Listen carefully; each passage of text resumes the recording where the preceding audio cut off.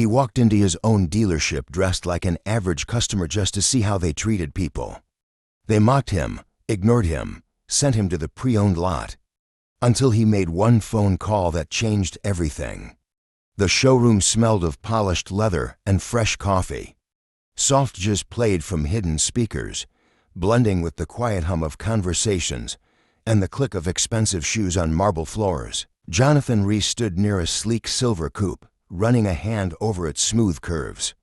He wasn't in a rush, he had time, but the employees didn't seem to think he was worth any.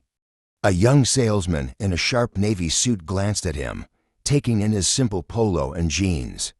With a barely concealed look of disinterest, he turned away, walking toward a couple stepping out of a luxury SUV. Jonathan exhaled through his nose.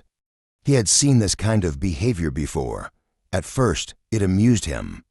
But as time passed, and not a single employee acknowledged him, that amusement faded. He leaned against the car, watching as a man in a tailored suit walked in, adjusting the gold cufflinks on his crisp white shirt. Instantly, the sales team reacted. "Welcome, sir. What brings you in today? We have an excellent selection in our VIP showroom. Would you like a glass of champagne while we prepare a test drive?" The man chuckled, nodding as the employees scrambled to assist him. Jonathan folded his arms. It wasn't the service that bothered him. It was the contrast. 30 minutes. That's how long he had been standing there watching, waiting. Finally, he decided to test something. He stepped toward the reception desk with a polite smile. "Excuse me." The receptionist, a woman in her late 20s with perfectly straightened hair and a detached expression, barely glanced at him. "Sales reps are busy," she said flatly. "You can wait outside if you're just looking." Jonathan tilted his head. "Outside." She tapped at her keyboard, uninterested. "Yes, sir. We try to keep the showroom clear for serious buyers. We can schedule an appointment if you're actually interested in purchasing."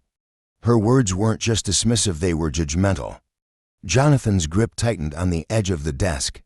His patience was long, but this was getting ridiculous. Before he could respond, another salesman stepped up. Older, with salt and pepper hair, his name tag read Ron. He didn't smile.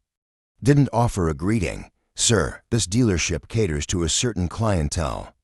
His eyes traveled down to Jonathan's scuffed sneakers before meeting his gaze again. "Are you sure you're in the right place?" Jonathan held his stare. "Are you?" A flicker of irritation crossed Ron's face before he forced a tight-lipped smile. "Perhaps you'd be more comfortable at our pre-owned lot. We have excellent financing options if that's a concern." Jonathan let the insult settle between them. He could feel the attention of other employees now, not because they wanted to help, but because they wanted him gone. This wasn't a misunderstanding. This was deliberate. He nodded slowly, as if considering their words. Then he pulled out his phone, scrolled through his contacts, and made a call. It rang twice before a deep voice answered. "I need you here, now." Jonathan ended the call and slipped his phone back into his pocket. The employees had no idea who they had just dismissed, but they were about to find out. Jonathan Reese wasn't just any customer. He was the owner of this dealership. He had built this empire with one simple rule: treat every customer the same whether they drive a Bentley or a busted Honda. This wasn't the first time he had tested his employees. He made a habit of visiting his dealerships unannounced, always as a customer. Because anyone could put on a show for the boss. What mattered was how they acted when they thought no one was watching. And right now, they were failing that test.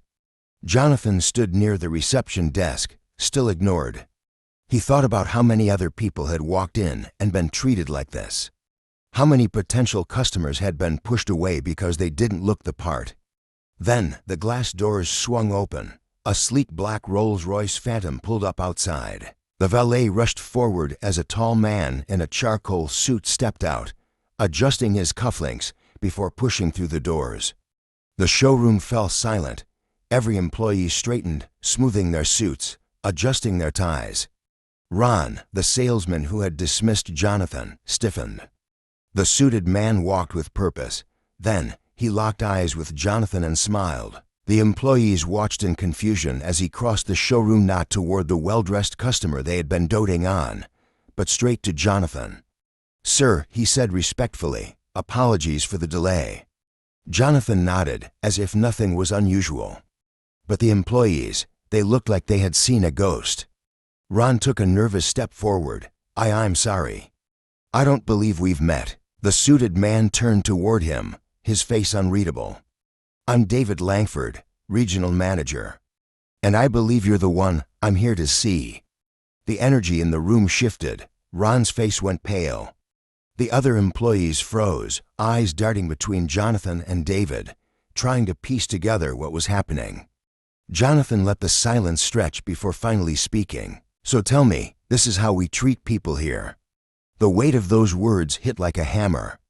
The sales staff stumbled over themselves, trying to explain.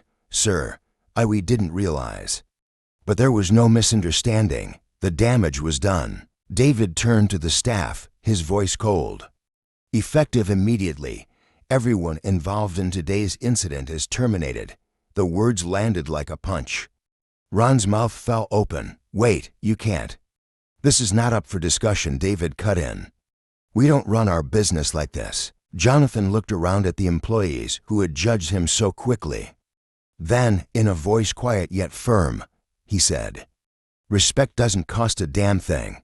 He let the words sink in before adding, "And if you only respect wealth when you can see it, then you don't respect people at all." Jonathan stepped outside, the warm afternoon air washing over him.